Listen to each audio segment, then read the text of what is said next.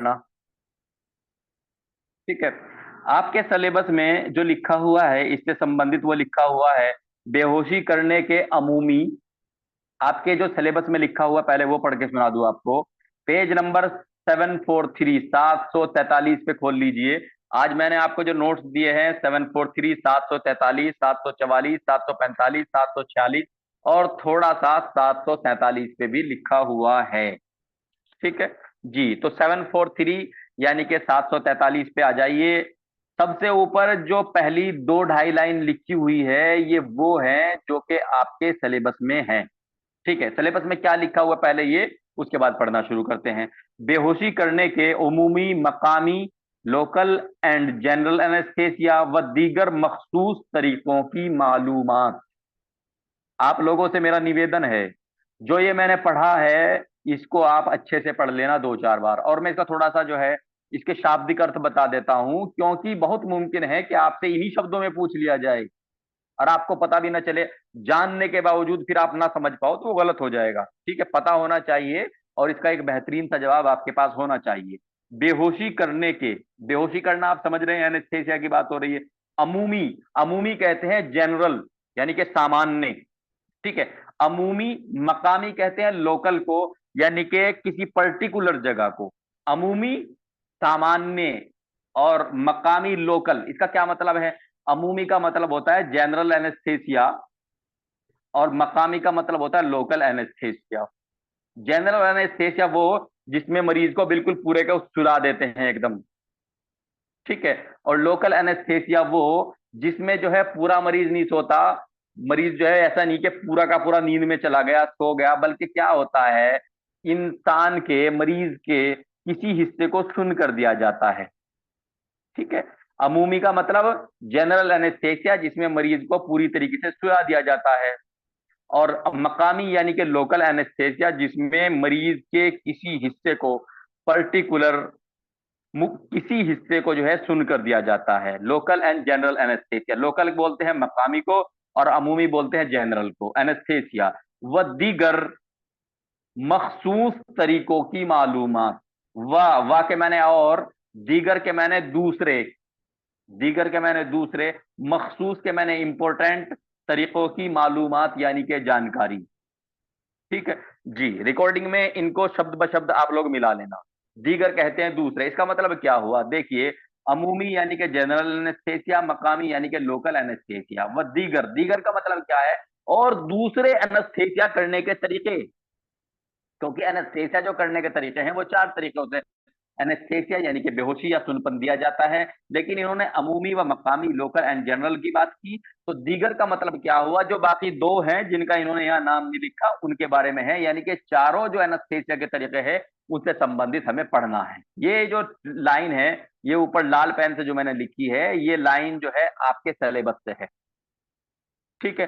तो अगर बिल्कुल मिलता जुलता सवाल आ गया इन्हीं शब्दों में, इन्हीं शब्दों में, तो आपको पता होना चाहिए कि क्या पूछ लिया। ठीक है जी। अब एनेस्थेसिया का संबंध सर्जरी से है। ठीक है भाई, एनेस्थेसिया यानी कि बेहोशी कब दी जाएगी? सर्जरी में दी जाएगी, ऑपरेशन के वक्त दी जाएगी। और सर्जरी को यूनानी में तिब्बी जराही भी बोलते हैं, जराहत सर्जरी को बोलते हैं। तिब्बी जराही से है किसका संबंध? एनेस्थेसिया का। बेहोशी कब दी जाती है? जबकि ऑपरेशन किया जा रहा हो। वैसे तो नॉर्मल किसी को बेहोश करने की जरूरत नहीं पड़ती। ठीक है। सिवाय अगर बहुत ज्यादा तकलीफ हो रही है मान लीजिए किसी को, और वक्ती तौर से उसके उस उजू को जिसमें तकलीफ हो रही है, अगर जरूरत बहुत ज्यादा, कोई एनाल्जेसिक काम नहीं कर रहा है, वहां पे कोई इस तरह का जो है लोकल वोकल दे दिया कुछ टाइम के लिए, लेकिन वो जो है वो भी एक तरीका नहीं है, वो एक ट्रीटमेंट नहीं है, वो तो एक तरीके से इमरजेंसी हैंडल करना होता है। तो सीधी सी बात, एनेस्थेसिया की जरूरत कहां पड़ती है? सर्जरी में, ऑपरेशन में। जी। जिसमें कि मरीज को एनेस्थेसिया क्यों दिया जाता है? जिसमें कि मरीज को डर, घबराहट, बेचैनी, परेशानी, चोट से बचाया जा सके और उसकी सफल सर्जरी, कामयाब ऑपरेशन किया जा सके। डर, घबराहट, बेचैनी, परेशानी, दुख से, चिंता से उसको बचाया जा सके और उसकी सफल और कामयाब ऑपरेशन और उसकी सर्जरी की जा सके, इसलिए एनेस्थेसिया की जरूरत पड़ती है। और ऑपरेशन जो है वो कामयाबी के साथ पूरा हो जाए। अब एनेस्थेसिया की टाइप्स, देखिए एनेस्थेसिया की टाइप आपके उमूमी व मकामी ऊपर लिखा हुआ है। उमूमी के मैंने जनरल, मकामी के मैंने लोकल। ठीक है, लेकिन यहाँ पे क्या है, एनेस्थेसिया की चार किस्में होती हैं। एनेस्थेसिया की चार किस्में होती हैं। सबसे पहले कौन सा, जनरल एनेस्थेसिया या जनरल एनेस्थेसिया, आम बेहोशी। अमूमी और आम एक ही चीज है। आम बेहोशी यानी कि मरीज पूर्ण रूप से सो जाता है उसमें, यानी कि पूरी पूरी बेहोशी, जनरल एनेस्थेसिया। ठीक है, उसके बाद क्या हुआ, रीजनल एनेस्थेसिया। रीजनल, रीजन बोलते हैं एक्चुअली किसी क्षेत्र को, किसी बहुत बड़ी जगह को रीजन बोलते हैं। ठीक है जी। तो रीजनल एनेस्थेसिया यानी कि जिस्म के किसी बड़े हिस्से को जो है सुन्न कर देना, जैसे कि नीचे के पूरे धड़ को सुन्न कर देना, कमर के नीचे के पूरे धड़ को सुन कर देना, या एक पूरी बाजू को सुन कर देना, बड़े हिस्से को जिस्म के सुन करना। ठीक है, उसके बाद क्या आता है, सेडेशन। सेडेशन कहते हैं एक्चुअली हल्की फुल्की बेहोशी को, और बहुत थोड़े देर के लिए अगर किसी को नशा यानी कि बेहोशी, बहुत थोड़ी देर के लिए सेडेशन की जरूरत पड़े सर्जरी में, तो उसको बोलते हैं सेडेशन। जो जनरल एनेस्थेसिया है, जनरल एनेस्थेसिया एक तरीके से मरीज बिल्कुल सो जाता है। और जो सेडेशन है, सेडेशन में क्या है, मरीज बिल्कुल पूर्ण रूप से नहीं सोता, बल्कि वो होश में होता है, लेकिन लेकिन पूर्ण रूप से होश में नहीं होता। सेडेशन में, सेडेशन में मरीज जो है वो होश में होता है। अगर उसको जोर से आवाज लगाई जाए तो वो बाकायदा जवाब भी देगा। जनरल एनेस्थेसिया का मरीज जवाब नहीं देता। जनरल एनेस्थेसिया का मरीज तो पूर्ण रूप से एकदम सो जाता है, लेकिन सेडेशन में अगर हल्का नशा, हल्का इंजेक्शन, हल्का एनेस्थेसिया दिया जा रहा है, जिसको सेडेशन बोलते हैं। सेडेशन यानी कि नशा यानी कि नींद। ठीक है, दी जा रही है और कुछ समय के लिए दी जा रही है। कोई छोटी मोटी सर्जरी करनी थी, ठीक है, कोई छोटा मोटा काम करना था, कोई छोटा मोटा ऑपरेशन करना था, बहुत छोटा मोटा कहीं चीरा वीरा लगा करके करना था, तो उसमें फिर हल्का फुल्का दे देते हैं। उसमें मरीज पूर्ण रूप से सोता नहीं है। अगर उसको आवाज लगाई जाए उसका नाम लेकर के, तो वो जवाब भी देता है जी। लोग, एक होता है लोकल एनेस्थेसिया। लोकल एनेस्थेसिया यानी कि किसी पर्टिकुलर जगह, किसी थोड़ी जगह, मान लीजिए उंगली में, जबड़े में, ठीक है, किसी उंगली में, किसी नीचे वाले जबड़े में, कहीं पर भी जो है कोई छोटी मोटी सर्जरी, कोई कुछ भी इस तरह किया जाए, ठीक है, जिसमें पर्टिकुलर उस छोटे एरिया को जो है सुन किया जाए, सुन करने के बाद वहां की सर्जरी ऑपरेशन किया जाए और उसके बाद सर्जरी कंप्लीट हो जाए। अब थोड़ा सा समझ लीजिए जनरल एनेस्थेसिया क्या होता है। एक्चुअली जनरल एनेस्थेसिया इंसान की, मरीज की बॉडी को पूर्ण रूप से सुला दिया जाता है। ठीक है, ताकि मरीज जो है दौरान ऑपरेशन घबराहट, बेचैनी, परेशानी, दुख, दर्द, चिंता, इन सब चीजों से जो है बच जाए और बिल्कुल जो है फ्री माइंड होकर के, यानी कि बिल्कुल सुकून के साथ जो है ऑपरेशन मरीज करवा ले। ठीक है, और ये जो जनरल एनेस्थेसिया है, ये ज्यादातर सर्जरियों में दिया जाता है। और जो लंबी सर्जरियां होती हैं, जो 2-3 घंटे की सर्जरी होती हैं, इनमें तो ज्यादातर यही दिया जाता है, ताकि मरीज जो है सुकून के साथ ऑपरेशन करा ले, चीखे चिल्लाए नहीं, घबराए नहीं, परेशान ना हो, हिले डुले नहीं, सुकून से लेटा रहे। ठीक है, इसको बोलते हैं जनरल एनेस्थेसिया जी। बिना हिले डुले पूर्ण रूप से सो करके मरीज जो है जब अपनी सर्जरी करा ले, ठीक है, वो जनरल एनेस्थेसिया होता है, जिसमें मरीज जो है बिल्कुल एकदम, अगर आवाज लगाए तो मरीज बोलता भी नहीं है। उसके बाद क्या होगा, रीजनल एनेस्थेसिया। रीजनल एनेस्थेसिया जो होता है जिस्म के किसी बड़े हिस्से को सुन्न कर देना। ठीक है, इसमें इसको या धड़ के किसी हिस्से को सुन कर देना, जैसे कि स्पाइनल एनेस्थेसिया। ठीक है, इसमें क्या होता है, इसमें मरीज को पूर्ण रूप से बेहोश नहीं करते, बल्कि मरीज जो है जागा हुआ होता है। वो बात भी कर सकता है, अगर उससे बात की जाएगी वो जवाब भी दे सकता है।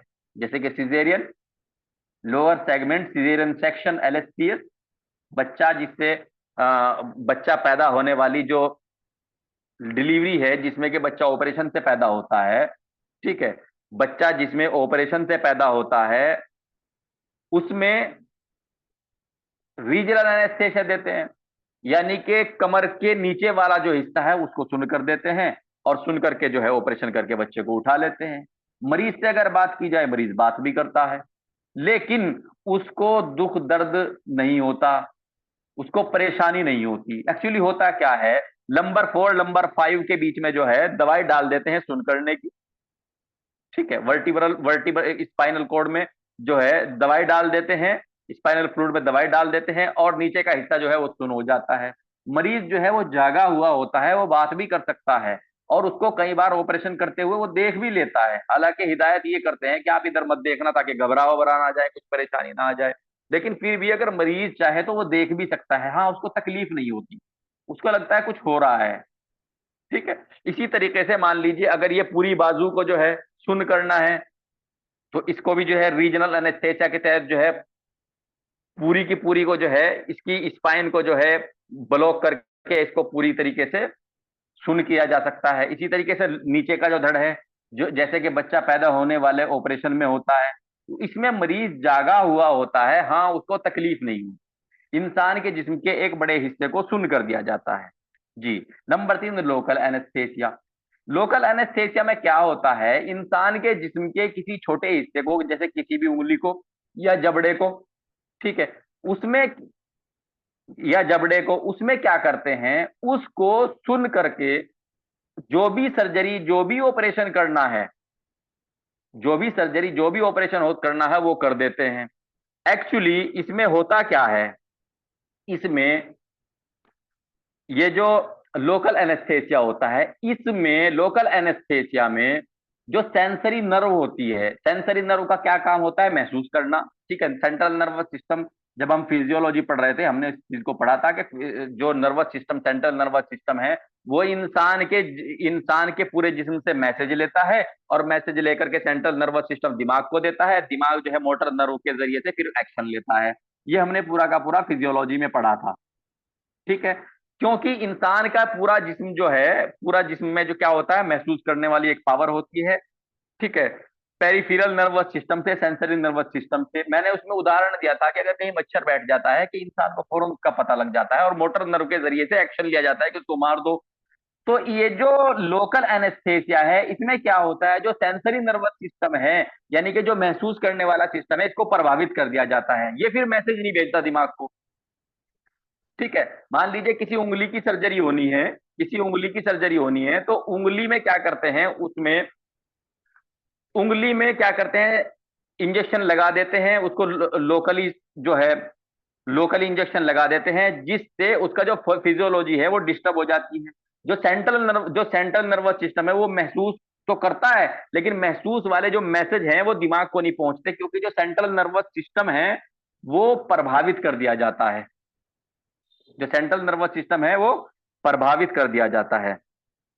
अब जो लोकल एनेस्थेसिया है, लोकल एनेस्थेसिया कैसे काम करता है, लोकल एनेस्थेसिया में कैसे कैसे दिया जाता है।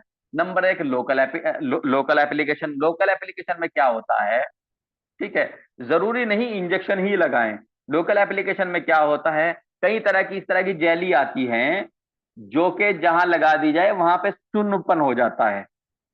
कुछ क्रीम आती हैं, कुछ स्प्रे आते हैं, अगर वो स्प्रे मार दिए जाए किसी हिस्से पे तो वहां पे क्या हो जाता है, सुन्नपन हो जाता है। ठीक है। सेंट्रल नर्वस सिस्टम जो है वो उसको प्रभावित करता है, उसका स्प्रे, उसकी जो जैली होती है वो, और वहां से जो है प्रॉपर मैसेज इंसान के दिमाग को नहीं पहुंच पाते, तो इंसान को फिर उसमें जो है दुख तकलीफ महसूस नहीं होती। ठीक है जी। इंट्राडर्मल इंजेक्शन और सबकुटेनियस इंजेक्शन। लोकल इंजेक्शन देखिए, इंट्राडर्मल का मतलब बीच में, इंट्रा का मतलब बीच में, डर्मल यानी कि जो ये जो लोकल एनेस्थेसिया है जो किसी छोटी जगह को सुन्न करने के काम आता है। इंट्राडर्मल यानी कि खाल के बीच से इंजेक्शन लगाना शुरू करते हैं। मान लीजिए एक उंगली को सुन्न करना है, तो यहाँ यहाँ से जो है जाइलोकेन देना शुरू करेंगे दोनों तरफ से। ठीक है। और खाल के बीच से लेकर के, यानी कि इंट्राडर्मल से लेकर के सबकुटेनियस, सबकुटेनियस बोलते हैं खाल के नीचे, खाल के नीचे क्या, मांसपेशी, मांसपेशी तक जाते हैं। ठीक है। ताकि जो ताकि जो नर्वस सिस्टम है वो जो है पूरी तरीके से प्रभावित हो जाए, और जब उसमें चीरा मारा जाए उसका मैसेज दिमाग को ना पहुंचे और परेशानी ना हो। तो इसमें कहां कहां जो है एनेस्थेसिया दिया जाता है, इंट्राडर्मल, इंट्राडर्मल यानी कि स्किन के बीच में से शुरू करते हैं। ठीक है। और फिर सबकुटेनियस यानी कि खाल के नीचे तक जो है इसको, इसमें एनेस्थेसिया देते हैं लोकल एनेस्थेसिया में, ताकि जो नर्वस सिस्टम है वो प्रभावित हो जाए और वहां के जो मैसेज है तकलीफ के वो दिमाग को ना पहुंचे और पता ना चले। एक क्या होता है, नर्व ब्लॉक। इसमें लोकल में नर्व ब्लॉक भी करते हैं। कई बार क्या करते हैं, जैसे कि मेंडी, जैसे कि जबड़ा है इंसान का, ठीक है, लोअर जॉ है या अपर जॉ है, नीचे वाला जबड़ा है या ऊपर वाला जबड़ा है, इंसान की दाढ़ होती है, आपने एक दाढ़ का नाम सुना होगा, अक्कल दाढ़ होती है जो सबसे पीछे होती है। ठीक है, अक्कल दाढ़ जिसको बुढ़ापे की जाड़ भी कहते हैं, अकल की जाड़ भी कहते हैं, सबसे पीछे होती है, वो यूजलेस होती है। उसका कोई काम वाम तो होता नहीं, सबसे पीछे होती है। उसका क्या काम करते हैं, अगर वो परेशानी ना करे तो ठीक है, नहीं तो उसको निकलवा देते हैं ज्यादातर। वो निकलती कैसे है?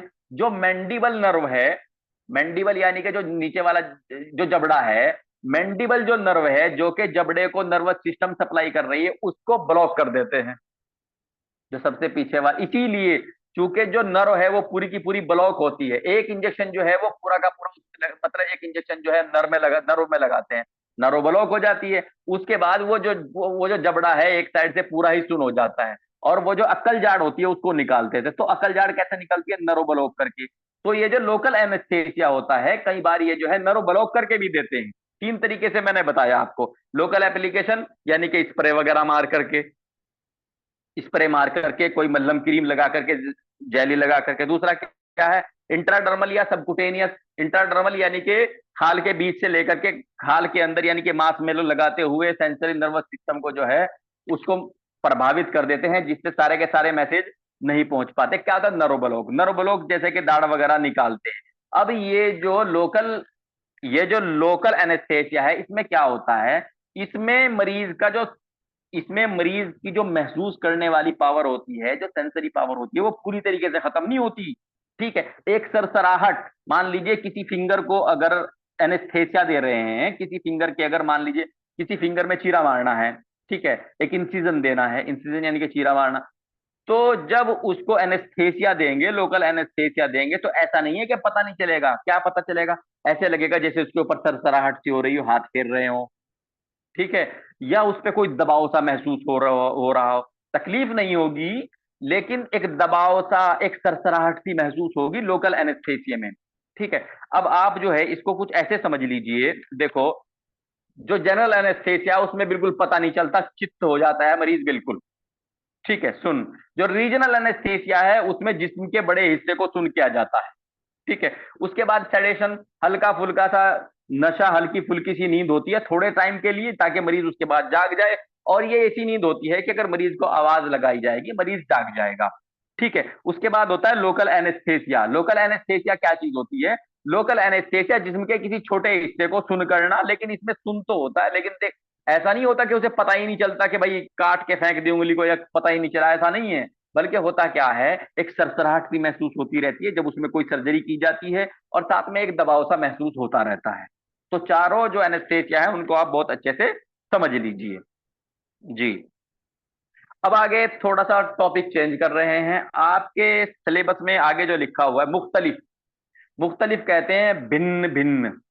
हिंदी में जैसे कहते हैं भिन्न भिन्न प्रकार के, इसी तरीके से मुख्तलिफ इसके लिए प्रयोग हुआ है। मुख्तलिफ किस्म के कसर, कसर कहते हैं फ्रैक्चर यानी कि हड्डी टूटने को, के मरीजों की देखभाल। मुख्तलिफ किस्म के कसर के मरीजों की देखभाल, इसका हम हिंदी हिंदी अनुवाद कर रहे हैं। हिंदी अनुवाद क्या है इसका? भिन्न भिन्न प्रकार के फ्रैक्चर के मरीजों की देखभाल। भिन्न भिन्न प्रकार का मतलब क्या होता है? अलग अलग तरीके के फ्रैक्चर। जरूरी थोड़ी है कि एक ही तरह का फ्रैक्चर होगा, अरे भाई फ्रैक्चर कहीं भी हो सकता है इंसान की बॉडी में। तो भिन्न भिन्न प्रकार के जो फ्रैक्चर हैं, जो हड्डी टूट रही है, उसके मरीजों की देखभाल में एक नर्स के टूटे फूटे फ्रैक्चर वाले मरीज की देखभाल व ड्यूटी क्या होती है? ठीक है जी। देखो, सीधी सी बात है इसमें। वो जो एनेस्थेसिया है वो कंप्लीट हो गया है, अब हम फ्रैक्चर वाले मरीजों की बात पढ़ रहे हैं। एक्चुअली हड्डी टूटने के बाद ऐसी कोई टेक्निक नहीं है कि इधर हड्डी टूटी, डॉक्टर के पास गए और उन्होंने कोई ऐसा छूमंतर कर दिया कि वो फौरन बिल्कुल ठीक हो जाए। ऐसा अभी तक कोई सर्जरी, ऐसा कोई चमत्कार अभी तक नहीं हुआ है। ठीक है। अगर अगर कोई हड्डी टूटी है तो चाहे वो एक नॉर्मल तरीके से प्लास्टर करके जोड़ी जाए, ठीक है, या चाहे वो ऑपरेशन करके, ऑपरेशन का मतलब होता है ऑपरेट करना, खोलना, चाहे वो ऑपरेशन करके, ऑपरेशन में क्या किया जाता है, किसी चीज को खोला जाता है, इंसान के उस जिस्म के उस हिस्से को खोला जाता है, तो इसको ऑपरेशन बोल देते हैं। तो चाहे वो सर्जरी यानी कि ऑपरेशन करके इसको ठीक किया जा रहा है, या प्लास्टर करके ठीक किया जा रहा है। अगर लंबी हड्डी टूटी है तो उसमें प्लेटिंग भी हो सकती है। प्लेटिंग क्या करते हैं, एक धातु के एक पत्थर को, एक हिस्से को हड्डी के ऊपर रख करके उसमें पैंच कस देते हैं। ये एक पूरा प्रोसीजर है, सर्जरी है, लंबी सर्जरी। एक तरीका तो लंबी हड्डियों को जोड़ने का ये है। एक तरीका हड्डियों को जोड़ने का ये है कि जो हड्डी के बीच में खोखरी जगह होती है उसमें रोड डाल देते हैं। उसमें क्या डाल देते हैं? रोड डाल देते हैं, जिससे हड्डी क्या होती है, सीध में आ जाती है। ठीक है। लंबी हड्डियों को जोड़ने के दो, एक तो ये है कि भाई प्लेटिंग कर दी जाए, धातु के एक टुकड़े को उसे रख करके वहां पे क्या करते हैं, उसके अंदर पैंच कस देते हैं। एक तरीका तो हो गया ये। और दूसरा तरीका ये होगा, जो लंबी हड्डी होती है उनके बीच में जहां पे मुखुलस बोन मैरो होता है, उसी के अंदर रोड डाल देते हैं, जिससे कि हड्डी सीध में आ जाती है और कुछ दिनों के बाद वो जुड़ जाती है। तो तरीका कोई भी हो, चाहे प्लेटिंग हो, रोड डाल रहे हो या प्लास्टर कर रहे हो, तरीका कोई भी हो, हड्डी जुड़ने में समय लगता है। डॉक्टर बोलता है कि आपको 21 दिन से लेकर के सवा महीना या 1.5 महीना या सवा 2 महीने या 2.5 महीने या 3 महीने आपको रेस्ट करने हैं। जैसी जैसा फ्रैक्चर ऐसी बात। तो दौराने मान दौराने इलाज, इलाज के दौरान जब एक मरीज, फ्रैक्चर का मरीज भर्ती है, तो जाहिर सी बात है, एक आम सी बात है, एक समझने वाली बात है कि एक नर्स की बहुत ज्यादा जिम्मेदारी उसके प्रति, उसके इलाज के प्रति, उसके देखभाल के प्रति एक नर्स की जिम्मेदारी होती है। अलग अलग टाइप से जुड़ी हड्डियों को, टूटी हड्डियों को जोड़ने में नर्स की देखभाल और नर्स की जिम्मेदारियां होती हैं। जी, तो इसको पढ़ते हैं। सबसे पहले क्या है? वो मरीज जो कि फ्रैक्चर का मरीज है, ठीक है, वो मरीज जो कि फ्रैक्चर का मरीज है, एक नर्स को क्या करना है? वो जो भी अपनी दर्द परेशानी बता रहा है, क्योंकि नर्स की ड्यूटी है, एक नर्स है, 6 मरीज भर्ती हैं, वार्ड में ड्यूटी है, ठीक है। तो मरीज, फ्रैक्चर का मरीज जो भी दिक्कत परेशानी बताए, नर्स की जिम्मेदारी है, नर्स की ड्यूटी है कि उसको लिख ले, उसको रिपोर्ट कर ले और रिपोर्टिंग करे डॉक्टर यानी कि सर्जन को, कि फला बेड नंबर मरीज को, जिसका नाम ये है, उसको ये दिक्कतें हैं। अगर दिक्कत ज्यादा है तो फौरन इन्फॉर्म करे। और अगर ये है कि डॉक्टर के आने के बाद भी बताया जा सकता है, इतनी गुंजाइश है, तो फिर डॉक्टर के आने के बाद रिपोर्टिंग करे। अगर लग रहा है कि फौरन ही बताया जाना चाहिए, इमरजेंसी है, तो फौरन ही इन्फॉर्म करे। जी। जी, देखिए, जब कोई हड्डी टूटती है, एक्चुअली हड्डी टूट के जरूरी नहीं कि जो जख्म है वो खुले। कई बार हड्डी टूट जाती है और जो वजह होती है, जो जिस्म की जो वजह होती है वो बिगड़ जाती है, कोई हड्डी टूट करके मुड़ जाती है, लेकिन उसके बावजूद भी जो खाल है वो ऊपर सलामत रहती है। जो खाल है वो ऊपर ठीक ठाक रहती है, अंदर से हड्डी मान लीजिए टूट जाती है, तो उस कंडीशन में एक नर्स की जिम्मेदारी है कि वो बहुत ज्यादा ध्यान रखे कि वो हिस्सा जिसमें हड्डी टूटी हुई है, फ्रैक्चर हुआ है, वो बिल्कुल भी हिले डुले ना। ठीक है, क्योंकि हिलना डुलना फ्रैक्चर के मरीज के लिए खतरनाक होता है, गलत होता है। जी। एक बात और, एक नर्स को ऑलवेज हमेशा ध्यान रखना चाहिए कि प्रिस्क्राइब्ड, यानी कि जो ऑर्डर हुआ है वही दवाई मरीज को लगाएं, अपनी तरफ से कोई नया ट्रीटमेंट ना करें। ठीक है। जी। दर्द के बारे में, क्योंकि जहां हड्डी टूटती है, हड्डी टूटने का जो काम होता है वो बहुत खतरनाक होता है। ठीक है। दर्द बहुत ज्यादा होता है। तो अगर एनाल्जेसिक यानी कि दर्द निवारक दवाई से काम चल जाए तो ठीक है, नहीं तो ओपोइड एनाल्जेसिक, ओपोइड एनाल्जेसिक वो होते हैं जिनके अंदर दर्द निवारक अक्षमता तो होती ही होती है, दर्द को खत्म करने की अक्सर साथ में उनसे नींद भी आती है, जैसे कि इंजेक्शन ट्रामाडोल। ठीक है। सर्जन के मशवरे के बाद, सर्जन के ऑर्डर के बाद, अगर मरीज को, फ्रैक्चर के मरीज को दर्द ज्यादा हो रहा है, तो उसको ओपाइड एनाल्जेसिक यानी कि इंजेक्शन ट्रामाडोल जैसी दवाई दी जाए, सर्जन के ऑर्डर के बाद, अपनी मर्जी से नहीं। जी। मरीज जो है, जो सर्जरी का मरीज है, चूंकि वो ज्यादातर जो है भर्ती रहता है, ज्यादा हिला डुलाने की उसको परमिशन नहीं होती, तो इस तरह के मरीज को, जबकि मरीज लेटा हुआ हो और मान लीजिए उसकी ड्रिप चल रही है, तो कितना फ्लूइड उसको ड्रिप से लग रहा है, कितना वो मुंह से खा पी रहा है, कितना वो पेशाब कर रहा है, कितना मतलब उसके अंदर शरीर में जा रहा है, उसको इनपुट बोलते हैं।